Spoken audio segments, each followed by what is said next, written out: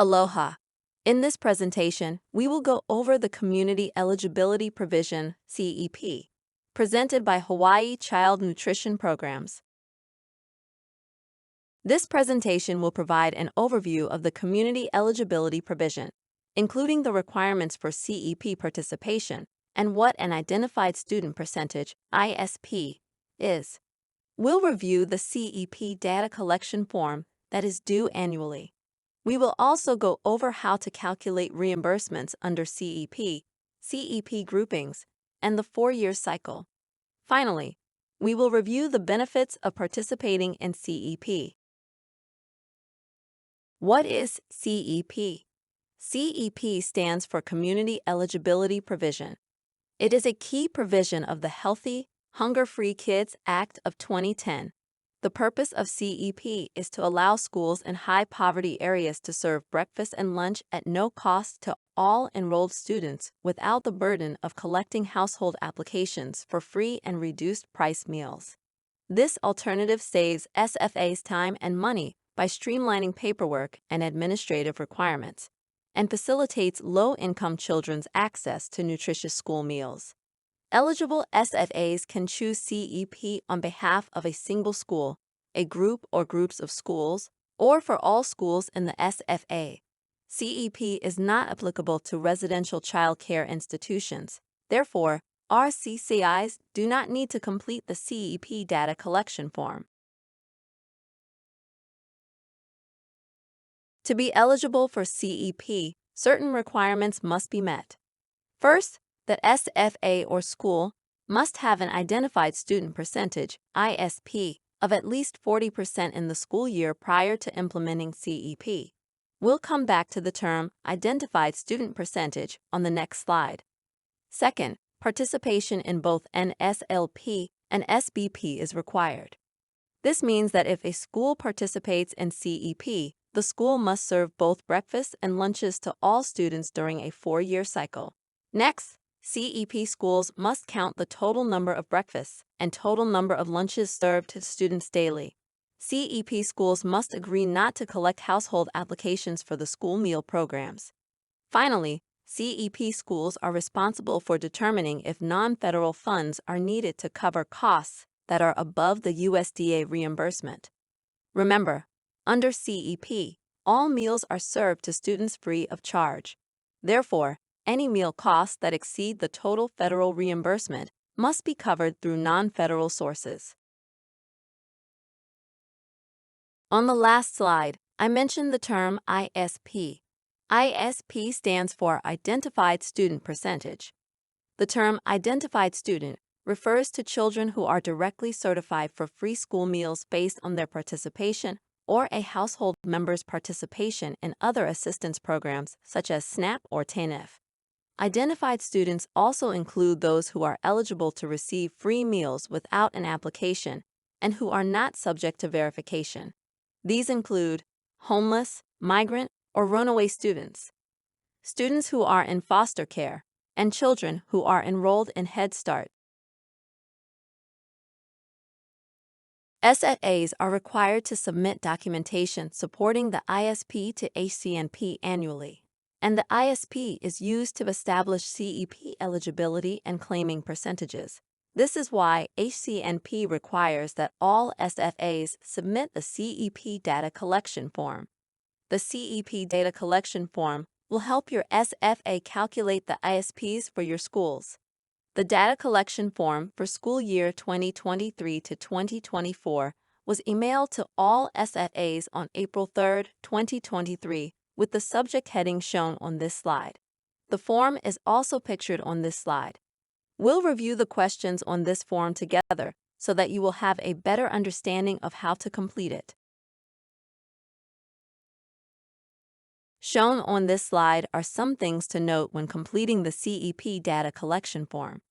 First, all SFAs must complete the form, even if you know that your SFA does not qualify for CEP. A separate form must be completed for each school that is within your SFA, and the data provided on each form must be specific to that site. Normally, SFAs are required to calculate its ISP as of April 1 every year. However, since April 1st was on a weekend this year, the data reported by your school must be as of April 3rd, 2023. Remember to save all of the documentation that you used to complete the form. This is very important. The documentation that must be retained includes enrollment and direct certification lists, and identified student information such as data from the homeless or migrant office or foster care student data. ACNP will review this documentation if your SFA or school is beginning a new 4-year CEP cycle and during an administrative review. So be sure to keep your backup documentation on file. This is a common finding that we've seen on administrative reviews, and it often leads to fiscal action. Program regulations require that SFAs maintain source documentation used to confirm the ISP for the entire time the SFA or school operates CEP. If the SFA or school chooses to return to standard counting or claiming, the SFA must maintain source documentation for 3 years after submission of the last claim under CEP. This year, the final deadline to complete and submit the CEP data collection form to ACNP is Wednesday, April 12, 2023. Pictured on this slide is the first page of the CEP data collection form for school year 2023 to 2024. This year's form is different from previous years. Please ensure that you are using the form for school year 2023 to 2024. Old versions of the form will not be accepted. First, enter your SFA's name at the top of the form. Enter the name of the school or site that the form is being completed for. If your SFA has more than one site, you will need to complete a separate form for each site in your SFA. Before answering the questions, carefully read the instructions at the beginning of the form. Question number 1 asks if any schools or sites are being added or removed from your SFA in school year 23 to 24. Question number 2 asks if there are any grade levels that are being added or removed from the site listed on this form. If you answered yes to question number 1 or number 2, then please provide additional detail on the changes that will be made at the school in the space provided. Although questions number 3 and number 4 are not specific to charter schools, it was brought to our attention that some charter schools offer what is called a virtual or blended program as a part of their school curriculum. Before moving on to questions number 3 and number 4, please carefully read the definitions of virtual and blended instructional models. A virtual program is defined as an online environment that incorporates a developmentally appropriate blend of synchronous and asynchronous instruction. A blended program is defined as a combination of developmentally appropriate online virtual and face-to-face instruction.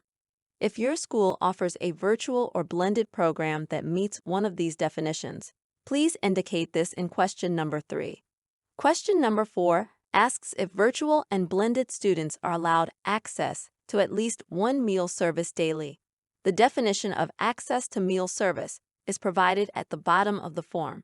Allowing a virtual or blended program student access to meal service daily does not mean that the student necessarily takes a meal from your school daily, but rather, your school allows virtual and blended students the opportunity to come and receive a meal at your school on any given day. SFAs must provide school-level identified student data as of April 1 to determine eligibility for CEP participation. Since April 1st fell on a Saturday this year, April 3rd is being used as the date for SFAs to collect their identified student data for school year 23 to 24. For questions number 5 through number 9, enter the data for the school as of April 3rd, 2023. Also, if you answered yes to question number 4, do virtual and blended students have access to at least one meal service daily? You will need to provide data for both on-campus students and virtual or blended program students separately in columns A and B, respectively. Let's review each question on the CEP data collection form together. Question number 5. Enter your school's enrollment as of April 3rd, 2023. To do this, you will need to check your school's enrollment records to determine which students were enrolled at your school on April 3, 2023. If your school has students who are enrolled in a virtual or blended program, your enrollment list must clearly indicate which students are enrolled in your school's virtual or blended program. Print, download, and/or scan a copy of your school's enrollment list. Review the list of student names. If a student was not officially enrolled at the school on April 3, 2023, cross out the student's name and make a notation as to why the student will not be included in your enrollment count. For example, student transferred to another school on March 31, 2023. Enter the number of enrolled students who attend on-campus instruction under column A, and enter the number of virtual and blended program students who have access to at least one meal service daily under column B. Be sure to keep this enrollment list with all of your notations and markings on file in a secure location. Question number 6 asks for the school's direct certification data. We will review the process for obtaining direct certification data in the next slide. To view your school's direct certification report, log into CEP systems.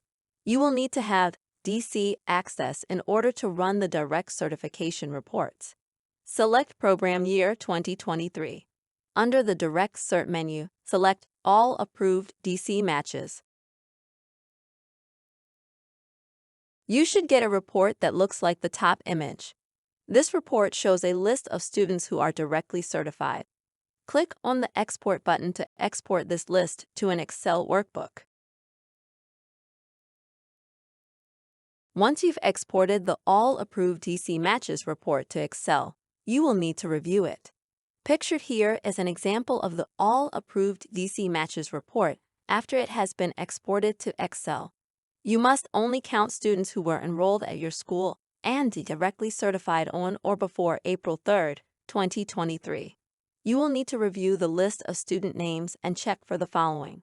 Review the Date Matched column, which is the first column in the report. You can only include students that were matched on or before April 3, 2023. In our example, there are 4 students who were matched after April 3. To ensure that you do not include these students in your count, cross out the names of any students who have a match date that is after April 3. Double-check the remaining list of names and make sure that these students were enrolled at your school on April 3, 2023. In this example, note that King Kong withdrew from your school on March 31, and Marty McFly enrolled at your school on April 4. These students were not enrolled at your school on April 3. Cross out the names of any students who were not enrolled at your school on April 3, 2023, and make a notation as to why the student will not be included in your count of directly certified students. For example, student withdrew from the school on March 31, 2023, or student enrolled at the school on April 4, 2023. The list of names that you are left with should contain only those students who were enrolled at your school and directly certified on April 3, 2023. Count the number of names that are remaining on your list. In our example, there are a total of 9 students who were enrolled in the school and directly certified on or before April 3. 5 of these students attend school on campus. 4 of these students are enrolled in your school's virtual and blended programs. Enter your count of directly certified on-campus students, virtual students, and blended program students under the appropriate columns for question number 6 on the CEP data collection form. As with your enrollment list, print, download, and/or scan and save a copy of this direct certification report with all of your markings and notations on it. Retain the report on file in a secure location. Question number 7. Number of students directly certified through SNAP. Shown on this screen is the sample list of all approved DC matches that we reviewed on the previous slide. Locate the source column, which is found by scrolling to the right side of the report. This column tells you if the student is directly certified through SNAP, TANF, or foster care. On the list of names that you have remaining, count the number of students who were directly certified through SNAP. Do not count students who were directly certified through TANF or foster care, SC. On the CEP data collection form, enter the number of students directly certified through SNAP. In this example, there are a total of 6 students who are directly certified through SNAP. 4 of these students are on-campus students, and 2 of them are virtual or blended program students. Question number 8. Number of students who are not on the DC list, but who also meet the definition of an identified student. This would include any homeless, migrant, or runaway students. Students who fall into these categories are not captured on the All Approved DC Matches report from ACNP systems. Therefore, you will need to contact your homeless and migrant office liaison to obtain a list of students who qualify under one of these categories and may be enrolled at your school. Question number 9 on the CEP data collection form contains a formula to calculate your school's identified student percentage, ISP. Therefore, you do not need to do any data entry for this question. In case you were wondering, the formula in question number 9 adds the number of directly certified students and the number of categorically eligible students to get your school's total number of identified students. The total number of identified students is then divided by the school's total enrollment and multiplied by 100 to calculate the school's identified student percentage. To be eligible for CEP, a school or group of schools must have an ISP that is greater than or equal to 40% as of the most recent April 1st. We're finally at the end of the form. Check the box with the statement that is appropriate for your school. Remember to include the name of the person who completed the form and the date that the form was completed. The deadline to submit the school year 2023 to 2024 CEP data collection form is Wednesday, April 12, 2023. As a reminder, all SFAs are required to submit the completed CEP data collection form, even if you know that your SFA does not qualify for CEP participation.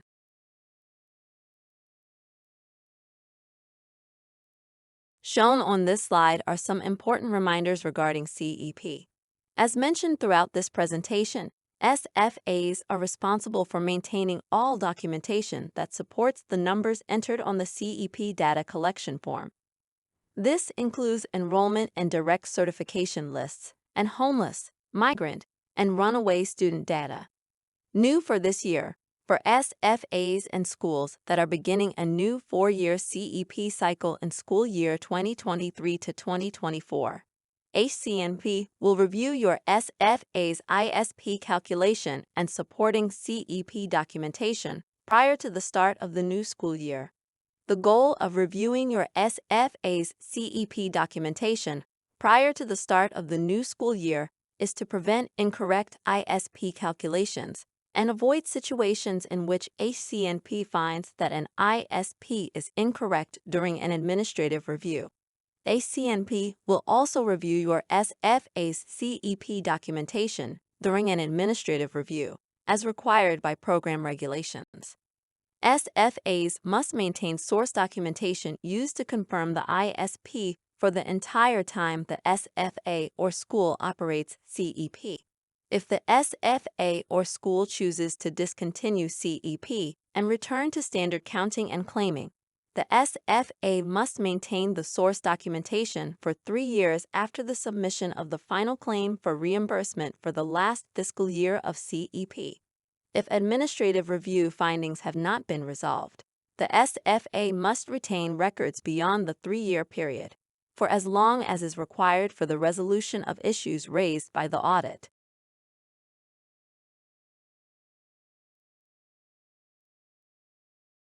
We often hear a lot of misconceptions and confusion about reimbursements under CEP.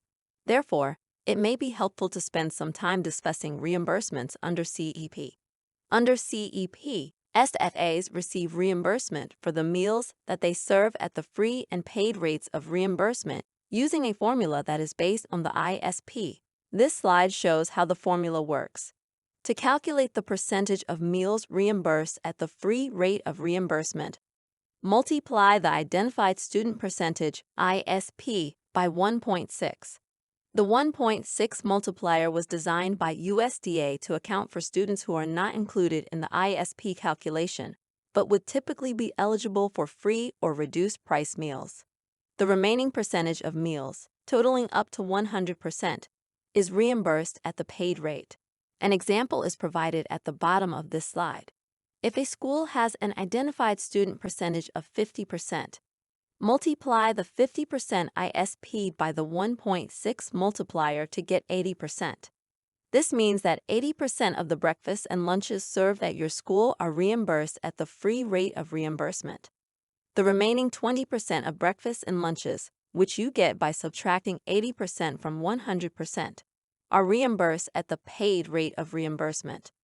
Under CEP, no meals are reimbursed at the reduced price rate.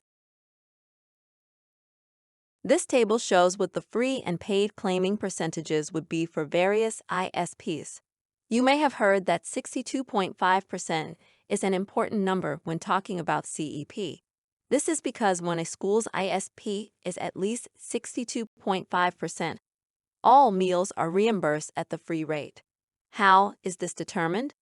This is because 62.5% multiplied by the 1.6 multiplier equals 100%. This is why HCMP encourages SFAs and schools to try to get the highest ISP possible, even if your school is already participating in CEP. The higher the ISP, the higher the free rate of reimbursement will be for your school. SFAs may participate in CEP for all schools in the SFA, for an individual school, or elects CEP in only a certain group or groups of schools. It is up to your SFA to decide how it will implement CEP. Regardless of how the SFA participates in CEP, the school or group of schools electing CEP must have an ISP of at least 40%. Grouping could allow some schools with an identified student percentage below 40% to participate in CEP, as long as the identified student percentage of the whole group is at least 40%. To calculate the group ISP, take the total number of identified students for the entire group of schools divided by the total student enrollment for the entire group of schools. Do not take the average ISP of all the schools to calculate a group ISP. CEP is elected in 4-year cycles, with the original ISP being valid for 4 years. During each year of the 4-year cycle, the SFA may select the higher of either the ISP reflective of the most recent data collection, or the ISP from the year prior to the first year of CEP implementation, the original ISP. For example, let's say that your school started participating in CEP in school year 2022 to 2023. When you completed the CEP data collection form last year, your school's ISP was 50%. This year, you calculated your school's ISP and determined that it increased to 55%. Since the ISP is higher this year, it would be beneficial for your SFA to elect a new 4-year cycle for school year 2023 to 2024 using the new higher ISP. You might be wondering, but what if my school's ISP decreased this year? Let's say that your school started participating in CEP in school year 22 to 23 and calculated an ISP of 50%. This year, you calculated your school's ISP and it decreased to 45%. In this situation, your SFA should continue to use the 50% ISP that was determined in your school's first year of CEP participation. School year 22 to 23 would remain year 1 in your school's CEP cycle, and school year 23 to 24 will be year 2. In order to begin a new 4-year cycle, SFAs must calculate a new ISP using the most recent data, and the ISP must meet the 40% threshold. When there is a change in the student population between school years that impacts the number of identified students or total enrollment, the SFA or schools that are participating in CEP may need to recalculate their ISP and start a new 4-year cycle. ACNP will notify your SFA if a recalculation is necessary. ACNP will work with your SFA to confirm any year-to-year increases in ISP, and we will help your SFA through the process of beginning a new 4-year cycle when appropriate.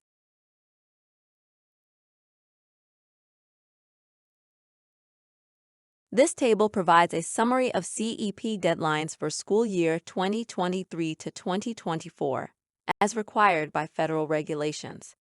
Dates marked with an asterisk indicate that the date falls on a weekend this year. Therefore, a date near the normal deadline will be used.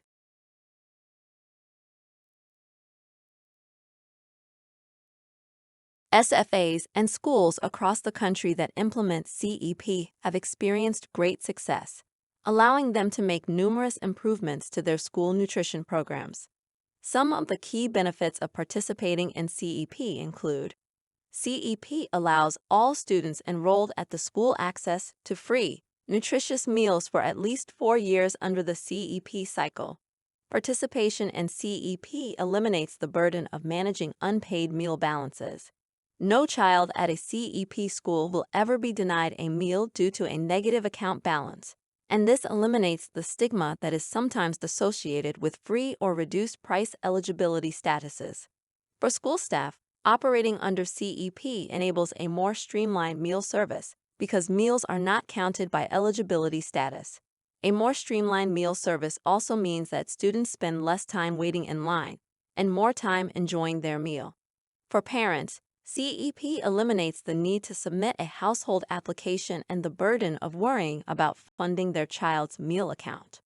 Although learning about CEP seems like a lot of work and information, in the long run, the amount of paperwork and administrative work is reduced because the school no longer has to process meal applications and track unpaid meal charges. There are many excellent resources about the community eligibility provision available online. A few helpful links to some online resources are shared on this slide.